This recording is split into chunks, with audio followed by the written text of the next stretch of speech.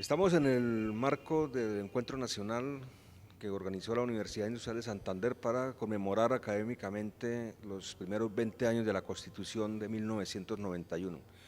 Entre nuestros invitados muy especiales está León Valencia, muy conocido en el país por su trabajo periodístico, su análisis político, sus investigaciones a través de la ONG Arcoiris, que ha emprendido investigaciones muy de fondo sobre los problemas más acuciantes del país, especialmente el narcoparamilitarismo, y hoy está aquí como uno de nuestros invitados especiales. Entonces vamos a aprovechar esa gran experiencia política, analítica, investigadora que él tiene para hacer algunas reflexiones en torno a lo que han sido estos 20 años de Constitución y probablemente algunos otros aspectos relevantes de la vida política actual del país.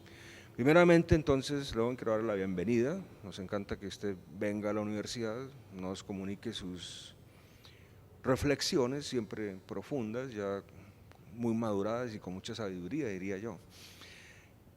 Quisiera comenzar por preguntarle, hemos tenido un exceso de voluntarismo constitucional y a veces creemos que la Constitución nos debe como proveer unas especies de armas mágicas para resolver los problemas del país, o esta Constitución realmente ha sido efectiva para ese enfrentamiento, esa realidad tan dura de estos últimos 20 años y, claro, la realidad que llevó a la constituyente. Muchas gracias por la invitación. Me siento muy cómodo en la universidad y de verdad que también la ocasión es muy interesante porque he visto que en el país, yo no pensé que iba a haber tanto fervor en la celebración de la Constitución del 91 en estos 20 años, y veo que hay un ambiente donde mucha gente está haciendo eventos, discusiones sobre ello, de manera que es muy interesante. Yo soy un poco crítico respecto de cómo la relación entre el país y la Constitución.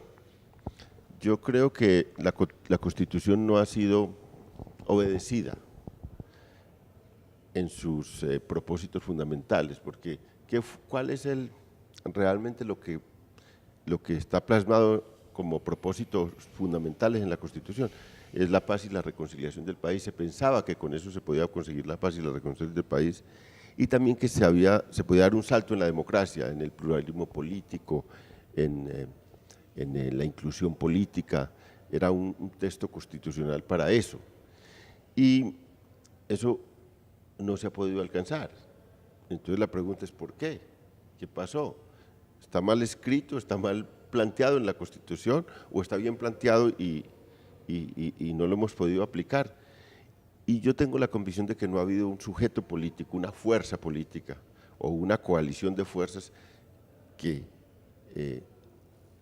logre llevar a cabo estos dos propósitos fundamentales del país, y que por el contrario, los que han tenido un campo más amplio son los enemigos de esos dos propósitos, los que han tenido más fuerza, más protagonismo en la vida colombiana en los últimos años. De manera que yo tengo una gran afecto por los enunciados de la Constitución y tengo un gran desafecto con lo que ha sido la aplicación. Y para mí hay responsabilidades muy específicas en el país de quienes han estado al frente del país y no han obedecido a la Constitución, no la han aplicado y no han sacado adelante sus propósitos fundamentales. Es decir, que tenemos una buena o una aceptable o buena o pragmática constitución a pesar de sus 30 reformas. Hemos tenido una especie de insuficiencia política ciudadana, o los políticos que tenemos pues ahí están y es difícil quitárnoslos de encima a menos que los metan a la cárcel pues, después de un debido proceso, ¿no? Pues no podemos traer unos políticos nuevos de yo no sé dónde, ¿no? Pero no ha habido una buena conducción o apropiación por parte de los políticos, o la dirigencia política, o la dirigencia, la élite, lo llamamos así. La élite nacional no ha apropiado suficientemente bien la Constitución. ¿Qué nos pasa ahí en ese terreno? ¿Qué podemos hacer? ¿Cuál sería una acción política a seguir por parte de los políticos verdaderamente interesados en sacar adelante más éxitos, si lo podemos decir así, de la Constitución del 91? Pues fíjense, ¿quiénes lideraron la Constitución del 91? O sea, ¿quiénes fue los que tenían en la cabeza esa constitución, la plasmaron en un texto. Los líderes principales eran Álvaro Gómez Hurtado, Horacio Serpa y Navarro Wolf. ¿Qué representaba? Representaba unas fuerzas políticas en ese momento. Navarro, una fuerza que venía de la guerra, que le apostó a la paz y que entonces se retiraba de la violencia. Álvaro Gómez, que había sido una persona, el adalid de la derecha colombiana, había tenido unas tragedias personales y políticas, porque nunca pudo ser presidente siendo los hombres más brillantes de este país, y terminó secuestrado por el M-19, y en ese secuestro y en esa trayectoria de vida fue comprendiendo también, bueno, muchas cosas dolorosas de la vida nacional y de la violencia. Y Horacio Serpa y sobre todo César Gaviria, que representaban como un proyecto modernizador dentro del liberalismo. César Gaviria había llegado por designación del galanismo, que fue una fuerza de los años 80, innovadora y crítica. Esa alianza era el sujeto político, pero esa alianza se disolvió y fracasaron sus líderes inmediatamente. Álvaro Gómez terminó muerto y el Movimiento de Salvación Nacional se disolvió. Navarro, pues, fracasó en la acción política y se dispersó el M-19, porque ya en las elecciones siguientes tuvo una derrota enorme. Y ese sector del liberalismo encabezado por Gaviria quedó minoría entre el Partido Liberal nuevamente, de manera que la Constitución lo que quedó fue expósita, porque ¿quién aplica una Constitución? Pues los que lideraron su aprobación, los que la entienden y la comprenden, y sobre todo los que entendían que era un pacto social y político. Fue un momento excepcional de la vida nacional, confluir la derecha, el centro y la izquierda en un proyecto modernizador y en un proyecto civilizador. Y cómo esos movimientos se disuelven y se alzan, porque es que a la vez que esto se disuelve, es muy triste, porque a la vez que eso se disuelve, surgen los paramilitares y unas élites se asocian con ellos y con las mafias y se levantan contra la Constitución del 91 y hacen una cosa aberrante, que es o atacarla o aprovecharla de manera digamos, torcida y como fue aprovechar las regalías, aprovechar la descentralización, los recursos que venían para capturarlos mediante acciones ilegales, aprovechar la elección local para mediante la intimidación y de la fuerza hacerse a las alcaldías y las gobernaciones. Se vulneraron la esencia de la Constitución, que era abrir campos democráticos en lo local, pluralismo político, competencia sana en lo local, y se apoderaron de esas instancias. Entonces, y por el otro lado, las guerrillas que las llamaron a participar en la constituyente y en la Constitución no quisieron, porque pensaban que eso era insuficiente, que en Colombia se podía hacer más, seguían con la ilusión del comunismo, de hacer una revolución cuando ya todo eso estaba fracasando en el mundo. Todo se ha caído. Entonces, esas guerrillas crecieron también, o sea, crecieron los enemigos de la Constitución y se disolvieron los que lideraron la constituyente y la Constitución, y ese fue el peor de los mundos en los años 90, y detrás de eso vino el reguero de muertos, y teníamos una contradicción muy grande, una bella Constitución y un verdadero holocausto abajo. Y eso es impensable. Yo digo eso y yo creo que estoy muy solo en esos comentarios, porque todo el mundo está haciéndole exaltación a la Constitución. Y yo digo, el balance de estos 20 años es muy negativo.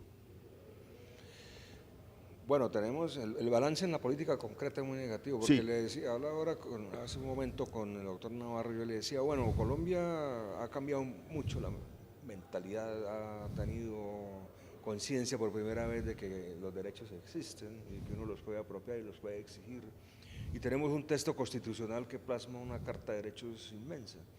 Pero la brecha, como usted lo acaba de decir, entre eso y la realidad es muy grande. Sí, pero es que la política es la vida, es la realidad. Es lo práctico. Pues lo otro es un tratado de buenas intenciones.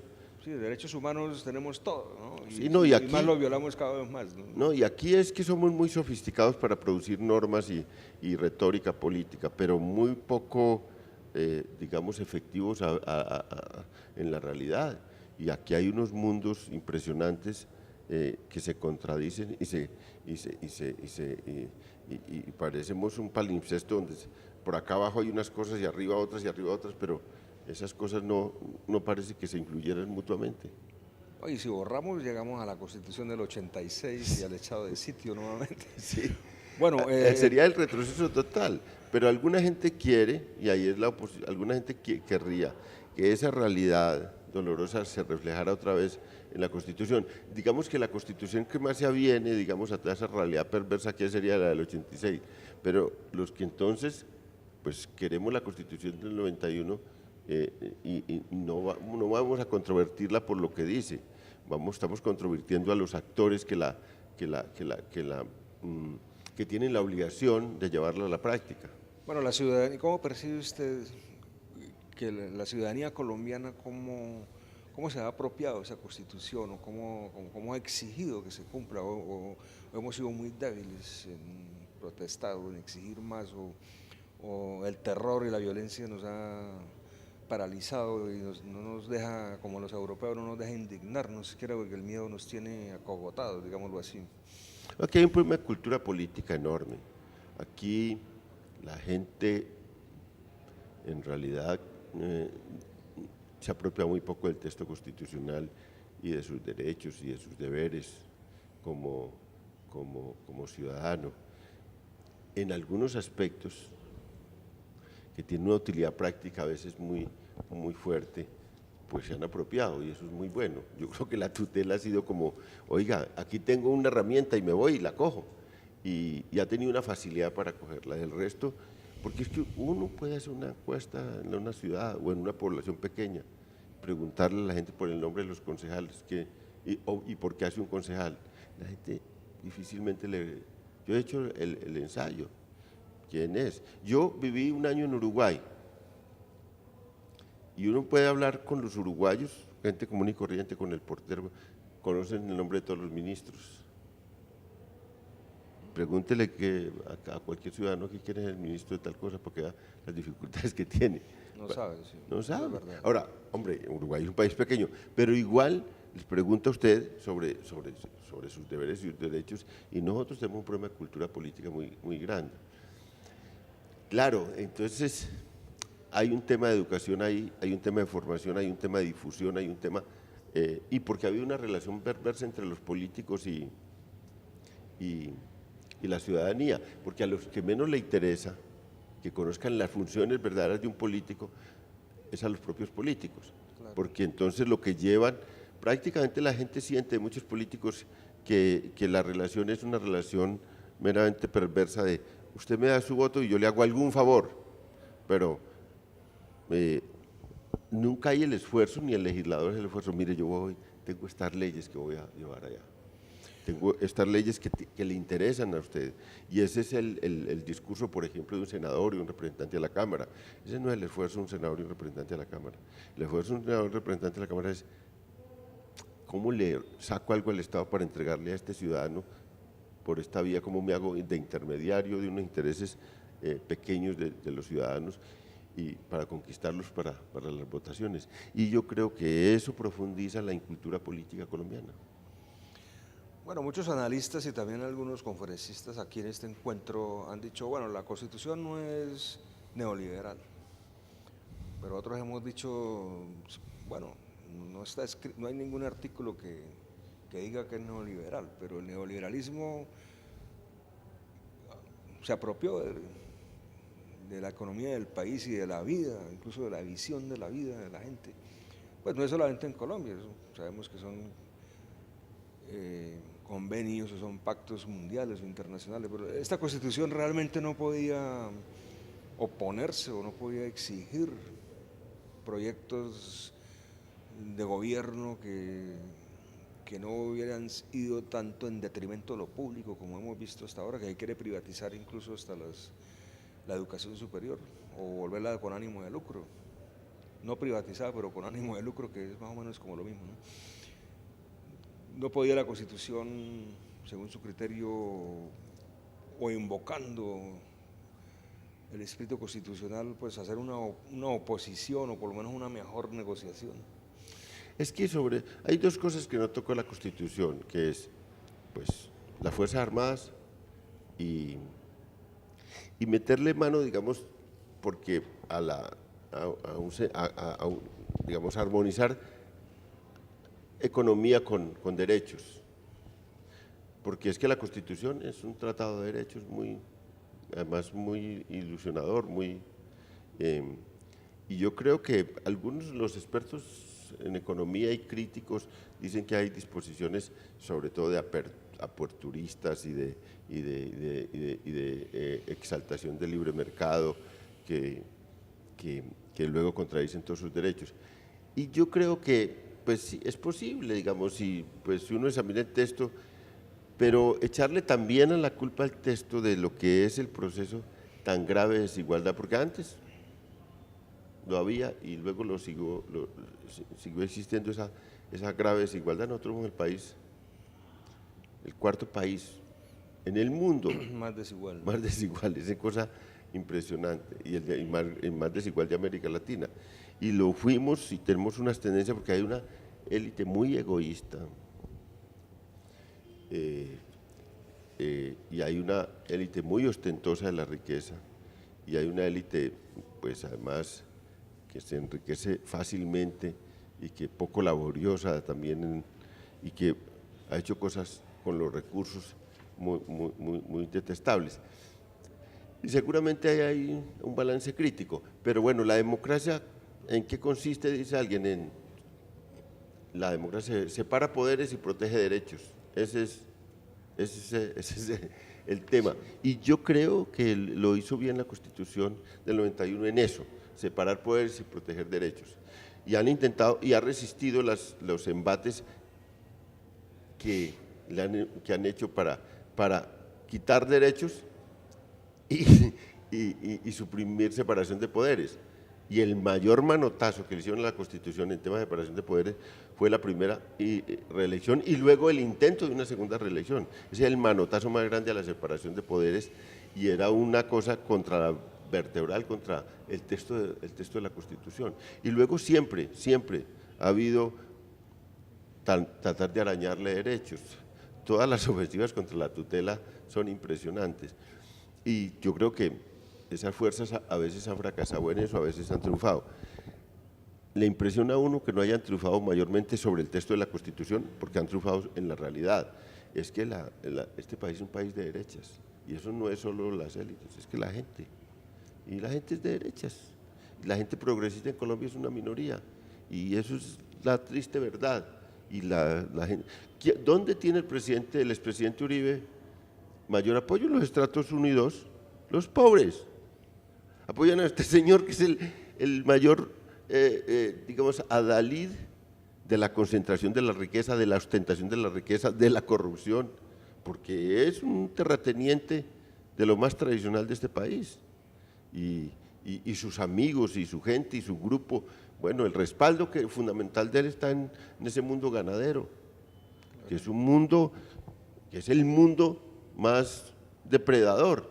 Unos señores que tienen miles y miles de hectáreas, que en 10.000 hectáreas tienen 10 trabajadores en unas condiciones miserables. Entonces yo creo que hay un tema durísimo. Bueno, otro punto fuerte de la Constitución fue el de aspirar a la participación ciudadana y la participación política y crear muchos mecanismos de participación. Eso ha sido también un poco perverso, ¿no? Es decir, como decíamos hace un rato, las fuerzas más de derechas en Colombia, el paramilitarismo, el narcoparamilitarismo, ha logrado capturar, y a veces a través de mecanismos de participación, ha logrado capturar muchos espacios de la economía y del Estado. No ha habido una voluntad política suficientemente fuerte, ni local ni nacional, para que esos mecanismos realmente funcionen. Si no conviene eso tampoco a los políticos. Si yo hago un referéndum o hago un plebiscito, pero para ya de antemano avalar ciertas decisiones que se han tomado, ¿no? Más no para intentar mejorar o hacer progresar o que haya más democracia en el país, ¿no? De hecho, la Constitución se define como participativa, o define al Estado como una democracia participativa. Ahí también tenemos como una gran debilidad o un gran trabajo por hacer. Es que los mecanismos sirven si hay quien los emplee y los emplee bien. Y digamos, si hay quien, digamos, mecanismos sin partidos y sin competencia sana entre partidos y sin alternativas políticas, es muy difícil que funcionen. Mecanismos sin un proceso profundo de cultura política es muy difícil que funcione.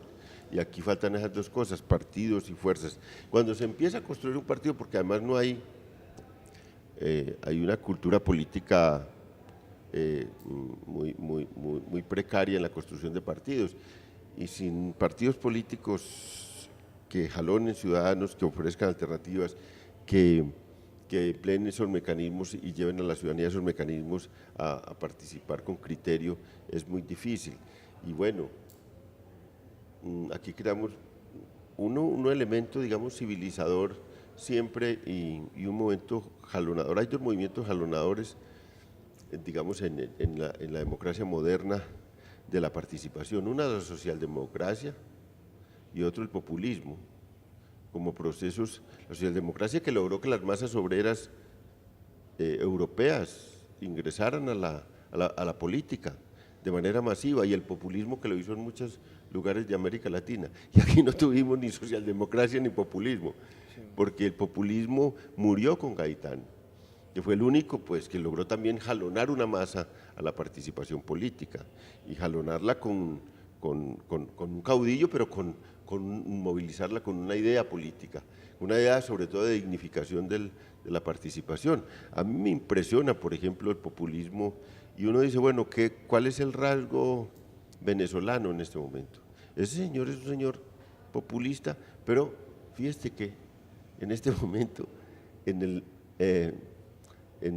la medición que hacen sobre la democracia y el Iberobarómetro de la democracia en América Latina, los que más aprecian todo ese proceso democrático son los venezolanos, salen muy altos, y los niveles de participación en Venezuela son muy altos, y de confrontación política, y hay una polarización enorme, pero ahí hay un fenómeno populista en alza, un populismo de izquierdas complicadísimo, pero hay un caudillismo complicadísimo, pero hay un proceso de participación. Nosotros, incluso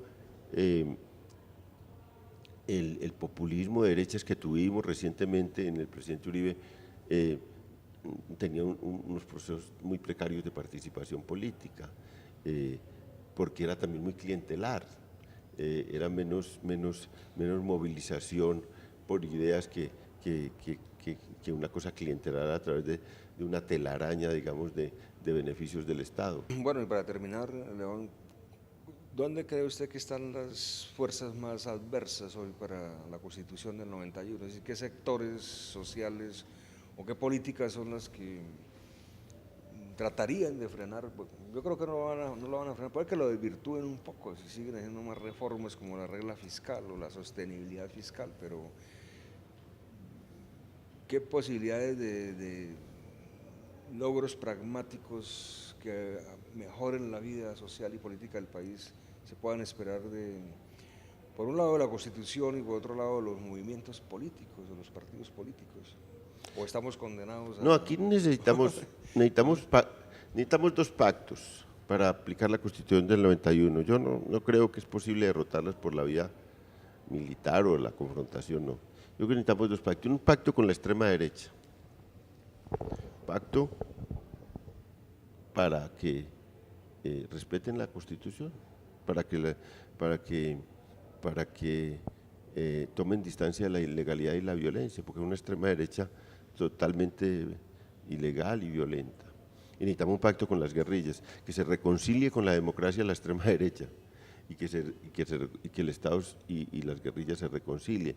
Necesitamos un nuevo pacto político-social alrededor de la Constitución del 91, y quizás alrededor de ella, de este texto constitucional con todos sus defectos y sus cosas, porque ese pacto tiene que ser. Ahora, ¿quién jalona un pacto?